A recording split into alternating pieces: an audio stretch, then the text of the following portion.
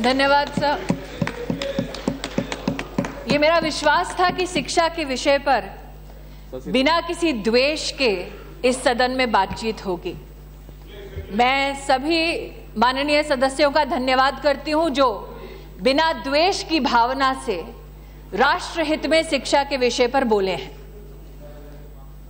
जो मुझसे पहले शिक्षा विभाग का दायित्व रखते थे, आज उनकी हिंदी में एक टिप्पणी मैंने सुनी। उन्होंने आदरणीय वेंकैया नायडू जी का उल्लेख किया और कहा कि जितना आटा होगा रोटी उतनी ही बनाई जाएगी।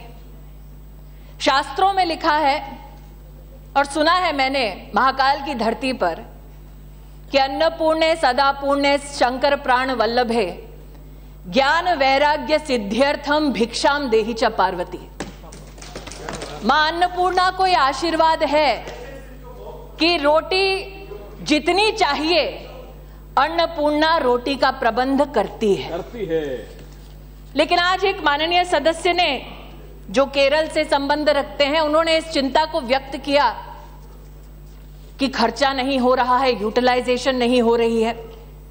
उनको बड़े सम्मान सहित कहना चाहूंगी कि आप ही की पंक्ति में जो महाशय बैठे हैं, 2013-14 में अगर आप शिक्षा विभाग के यूटिलाइजेशन को देखें तो वो रिवाइज एस्टिमेट्स का 92.9% रहा और 2014-15 का रिवाइज एस्टिमेट का एक्सपेंडिचर जो रहा वो हमारी सरकार के अंतर्गत 97.69 रहा।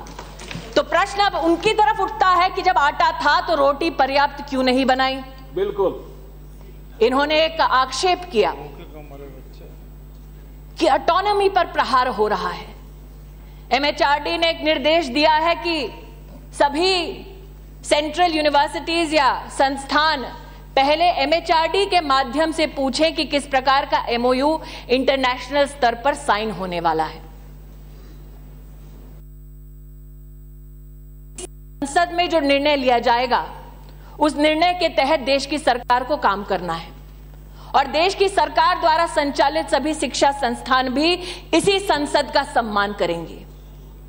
आज ये प्रश्न उठता है कि जब केंद्र में यूपीए की कांग्रेस की सरकार थी तब इसी संसद द्वारा बनाया गया आईआईटी एक्ट का उल्लंघन क्यों हुआ? क्यों एक ऐसा अंतर्राष्ट्रीय करार किया गया जिसमें भारत के टैक्स पेयर से की जेब से निकाले हुए पैसे से अंतर्राष्ट्रीय स्तर पर आईआईटी एक्ट का उल्लंघन करते हुए एक कैंपस के निर्माण की बात की गई? क्यों चुपचाप उस वक्त ये मंत्री मुख्य दर्शक बनकर तमाशा देख रहे थे? क्या संसद की गरिमा का, संविधान का, कानून का भय अथवा चिंता नहीं थी तब? एक आरोप मुझ पर लगाया जाता है कि 4 साल के दिल्ली यूनिवर्सिटी के प्रोग्राम को रोल बैक किया गया। वो प्रोग्राम राष्ट्रीय शिक्षा नीति के तहत नहीं चलाया जा रहा था। एमएचआरडी में जब दस्तावेजों को खोजा गया तब पाया गया कि 77,000 छात्रों को 40 से ज्यादा ऐसे कार्यक्रमों में भागीदार बनाया गया जिसकी परमिशन स्वयं राष्ट्रपति महोदय ने नहीं दी थी। क्या हम एक ऐसा नजारा देखना चाहते थे जब 4 साल बाद दिल्ली की सड़कों पर देश की राजधानी में लगभग 4 लाख छात्र ऐसे उपस्थित हों जिनकी डिग्री का कोई मोल नहीं है? अगर उस गैर कानूनी हरकत को रोका गया तो चोट उनको क्यों पहुंचती है? अगर उन छात्रों का संरक्षण किया गया, उनके भविष्य का संरक्षण किया गया तो दुख उनको क्या होता है? स्वागत होना चाहिए। आज मैं पूछना चाहती हूं, बार बार हम पर आरोप लगाया जाता है कि आईसीएचआर के माध्यम से हमने इतिहास में दखल देने की कोशिश की है। प्रोफेसर साहब यहां बैठे हैं, मैं सांसद के नाते उन्हें संबोधित नहीं करती, प्रोफेसर इसलिए कहती हूं क्योंकि उस दिन जब तथागत सतपति जी इस सदन में बोल रहे थे तब उन्होंने कहा कि वेस्टेड इंटरेस्ट है एजुकेशन में, उन वेस्टेड इंटरेस्ट को एजुकेशन से दूर करने की जरूरत है। पूछना है आज मुझे, कौन है आईसीएचआर में? पुरबी राय नाम की एक महिला है। मेरा जवाब पूरा नहीं हुआ महाशय। आपनी যখন বলেছেন বসে সহ্য করুন, আমি বলছি স্যার, আপনি বলেছেন আমার জবাবটা আসতে দিন, मेरे जवाब को आने दीजिए। मैंने आपके आरोप दीजिए। कौन है आईसीएचआर में? मैं कौन से लोगों की बात कर रही हूँ आईसीएचआर में? आईसीएचआर में पूर्वी रे है। पूर्वी रॉय कौन है? मैं उनका नाम का यहाँ उल्लेख कर रही हूँ। पूर्वी Roy is a veteran scholar of international relations, a renowned historian of Netaji Subhash Chandra Bose and the Indian freedom struggle, of Indian-Russian relations, has done outstanding work, and on documents related to the Russian archive she has done work. And sir, let me house to you, sir, very respectfully, Purvi Ray was also associated to the CPI. Her husband Kalyan Roy was a dynamic CPI member of the Rajya Sabha. क्या हम पक्षपात कर रहे हैं? अगर पक्षपात करते तो क्या इस प्रकार के हिस्टोरियन आईसीएचआर में रहते? आज मैं इसलिए, मुझे सुष्मिता देव जी कह रही है डोंट गेट एंग्री। आप ही ने महोदया कहा था कि मेरे खिलाफ चार्जशीट बनाई जा रही। मैं उस चार्जशीट का जवाब दे रही हूं आज, और आग्रह करती हूं कि सब जवाब सुने।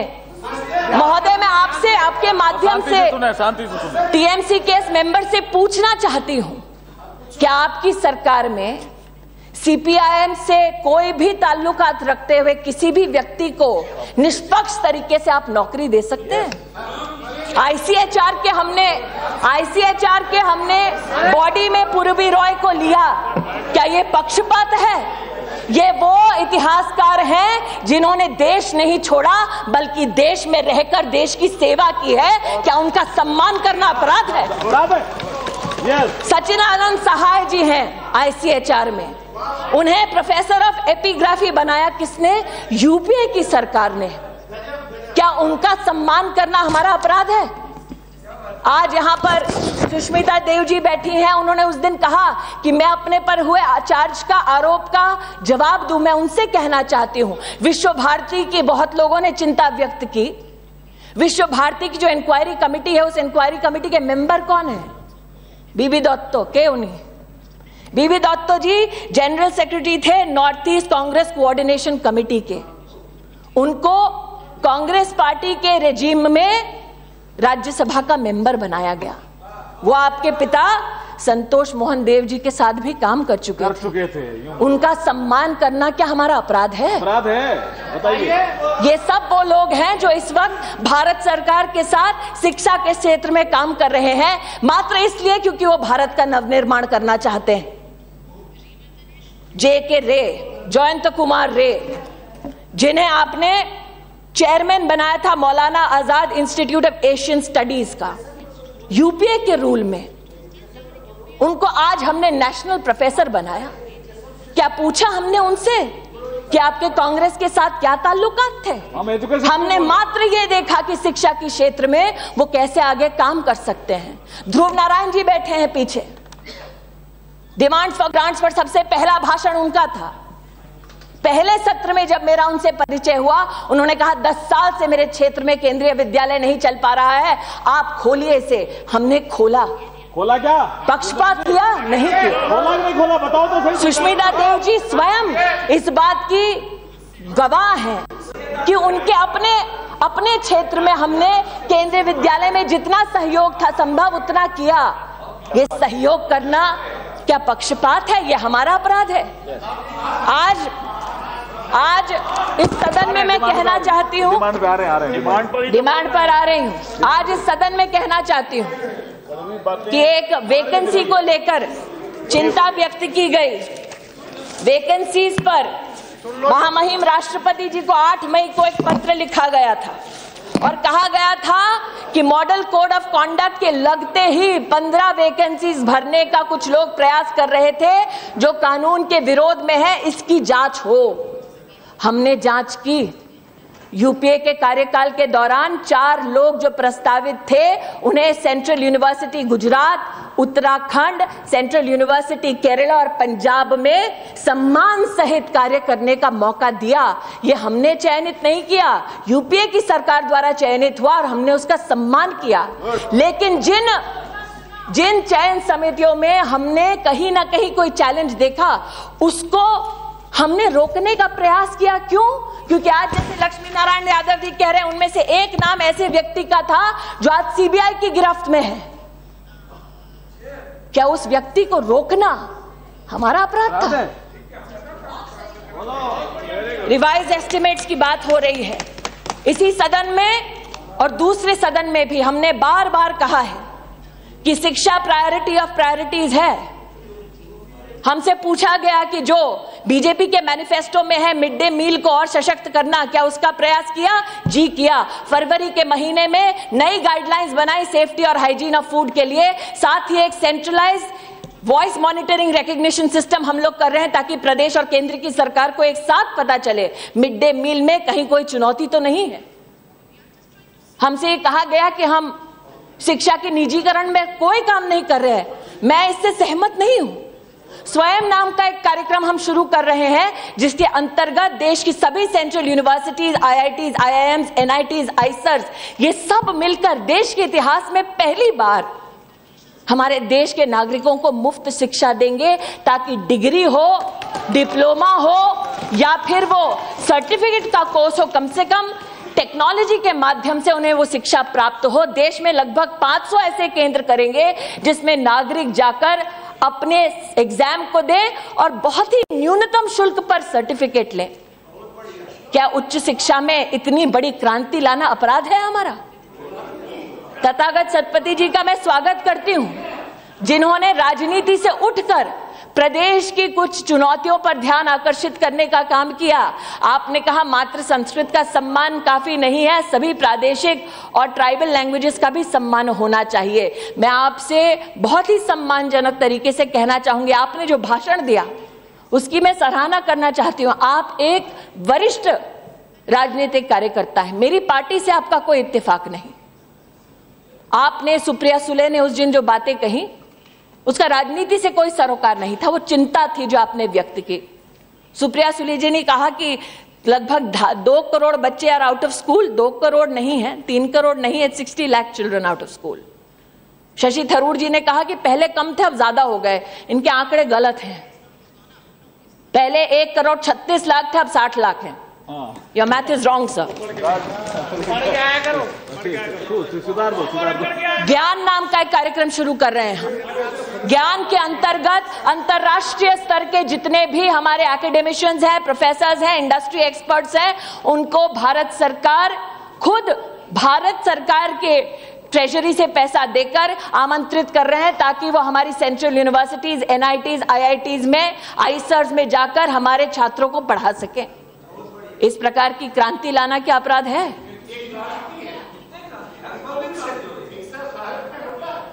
अरे अब चलिए आगे चलिए, सुनिए आप। सदिया मैंने सुना था विद्या ददाति विनयम, मुझे ये नहीं पता था कि विद्या से इतना सारा जहर भर जाएगा।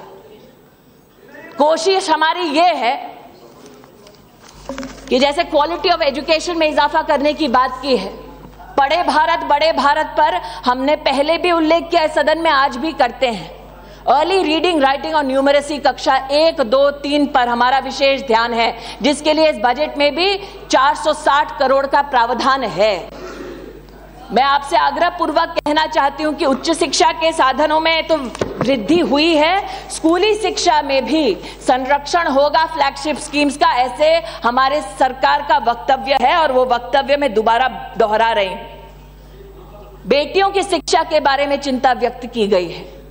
मैं कहना चाहूंगी देश में पहली बार एक जेंडर एटलस हम लेकर आए हैं जिसके अंतर्गत सभी राज्य किन जिलों में बेटियों की शिक्षा में वृद्धि की जरूरत है, कहां चुनौती है, उसको मैप कर सकते हैं और उस हिसाब से एरिया स्पेसिफिक कार्यक्रम बना सकते हैं। हमारे प्रधानमंत्री जी ने बेटी बचाओ बेटी पढ़ाओ कार्यक्रम की शुरुआत की, जिसके अंतर्गत हमने 100 ऐसे जिले चिन्हित किए हैं जिसमें स्कूल मैनेजमेंट कमेटी, जिसमें 75% माता पिता होंगे उन स्कूलों के जिनमें छात्र जाते हैं, उनसे कहा गया है कि अगर आप स्कूली शिक्षा में बेटियों को प्राइमरी से सेकेंडरी और सेकेंडरी से हायर एजुकेशन की तरफ बढ़ाएं तो हम स्कूल मैनेजमेंट कमेटी को 5 लाख रुपए का इनाम देंगे।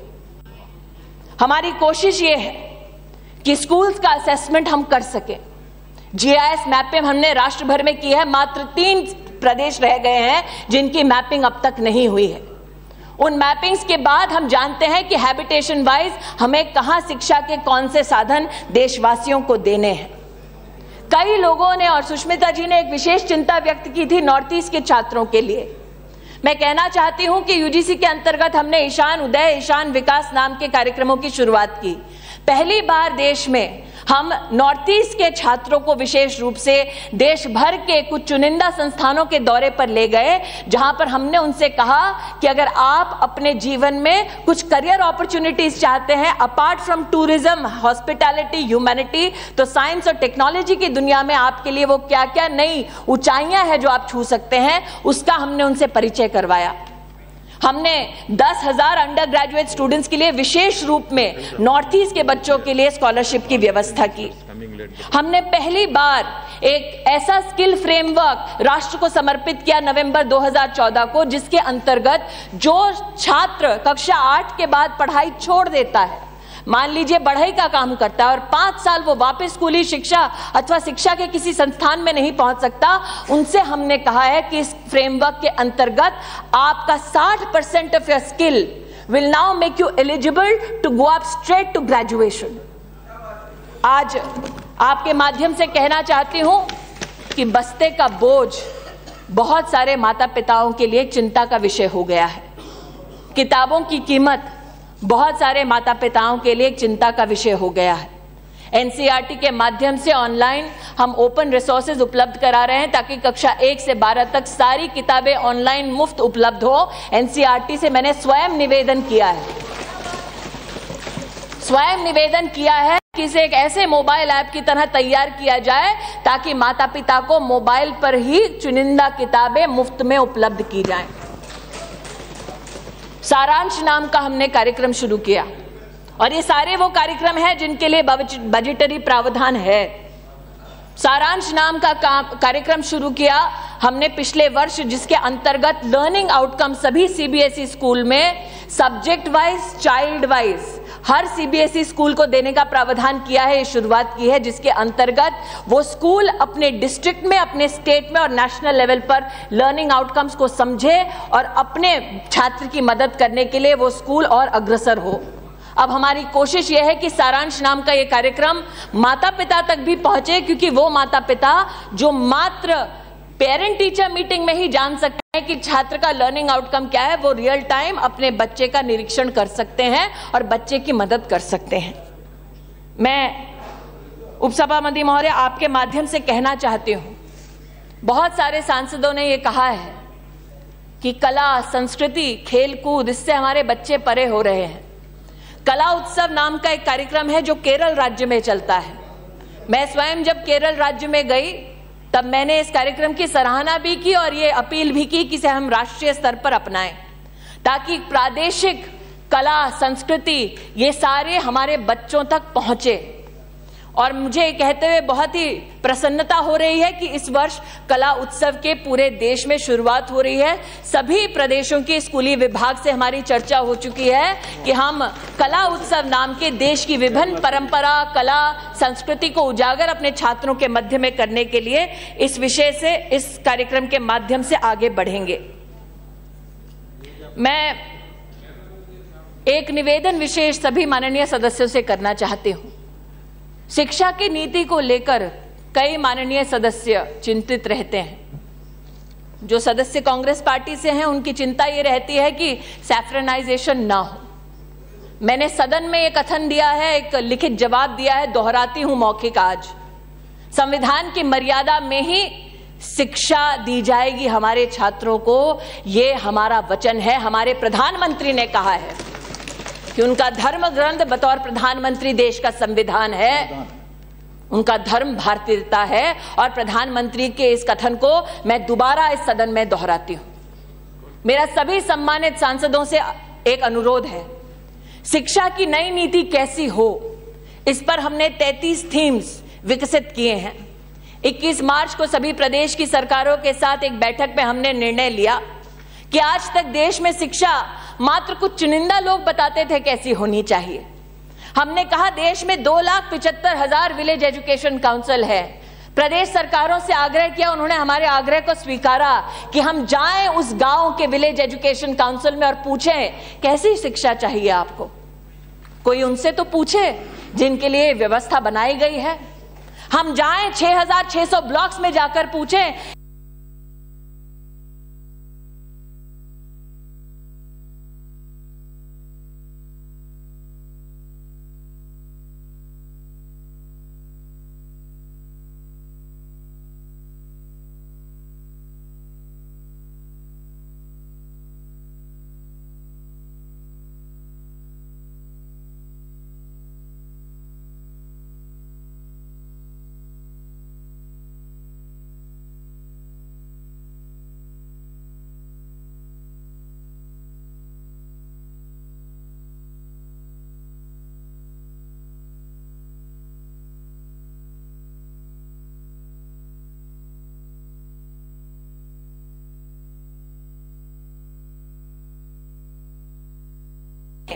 इसके बारे में चर्चा करेंगे।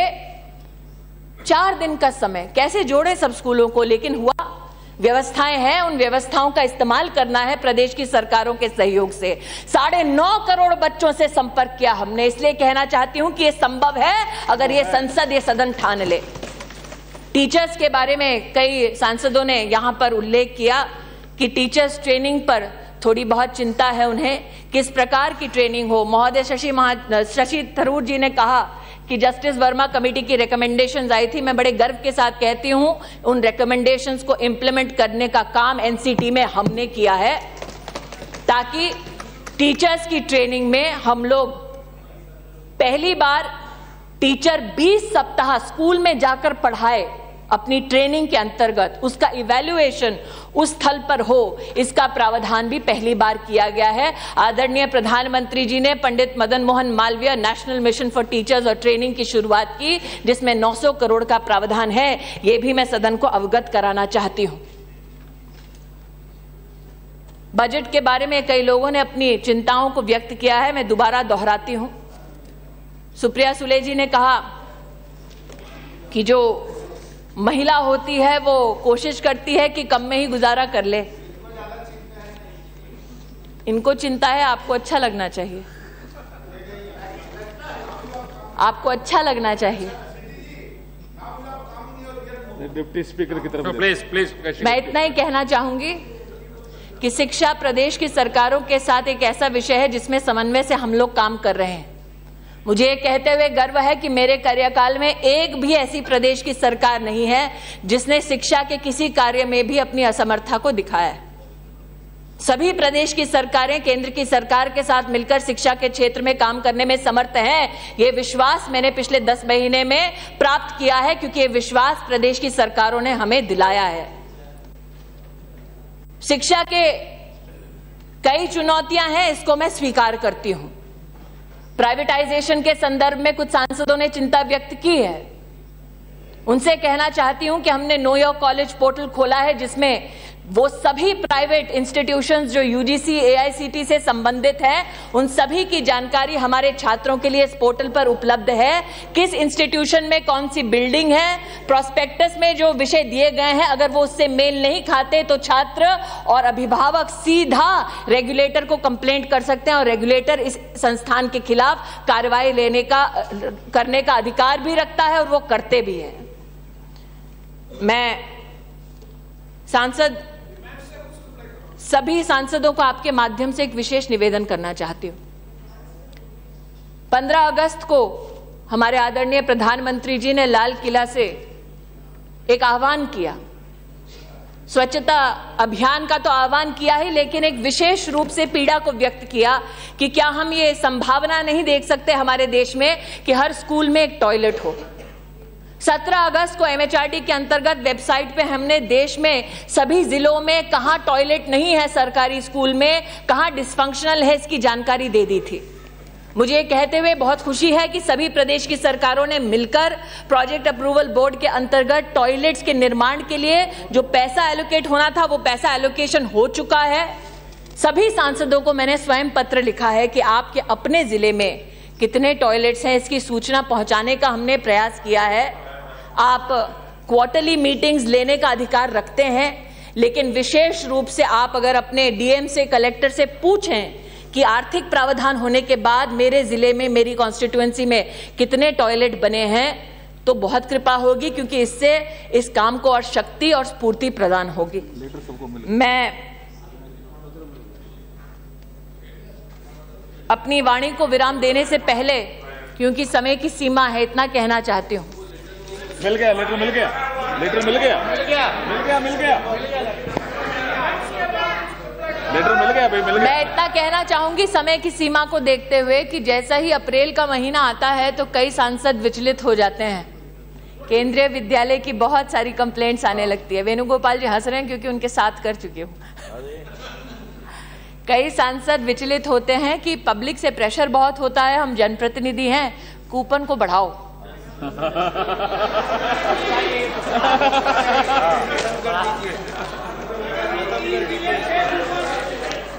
और कुछ सांसदों ने कहा है, अहमद जी कह रहे हैं please tell so it becomes an assurance. तो कुछ सांसदों ने ये कहा है, और अहमद जी जैसे प्रतिभाशाली और प्रभावी और एक बहुत ही एक्सपीरियंस मंत्री स्वयं रहे हैं, इसलिए बोल रहे हैं कि 6 से 10 कूपन बढ़ाने का प्रयास मैं करूंगी केंद्रीय विद्यालय में, आज ही मैं कह रहे हैं। इसी के साथ वो सभी सांसद जिन्होंने आज शिक्षा के क्षेत्र में अपना समर्थन दिया है, उन सांसदों को मैं धन्यवाद देना चाहूंगी, और तथागत सतपति जी को विशेष रूप से कहना चाहूंगी कि हमने एक एक्सपर्ट कमेटी नियुक्त की है, विशेष रूप से शिक्षा में लैंग्वेज का क्या प्रभाव हो सकता है। आप सबको मैं अवगत कराना चाहूंगी कि सेंट्रल इंडियन लैंग्वेज की जो इंस्टीट्यूट है CIL मैसूर में, उन्होंने 22 शेड्यूल लैंग्वेजेस में 1080 बुक्स प्रकाशित की हैं, जो प्रादेशिक और ट्राइबल लैंग्वेजेस के साथ साथ अंग्रेजी में भी हैं। अगर कोई भी सांसद इन किताबों का अपने संसदीय क्षेत्र के लिए लाभ उठाना चाहें तो हमसे संपर्क करें, हम ये किताबें आप तक पहुंचाने का प्रयास करेंगे। बहुत बहुत धन्यवाद।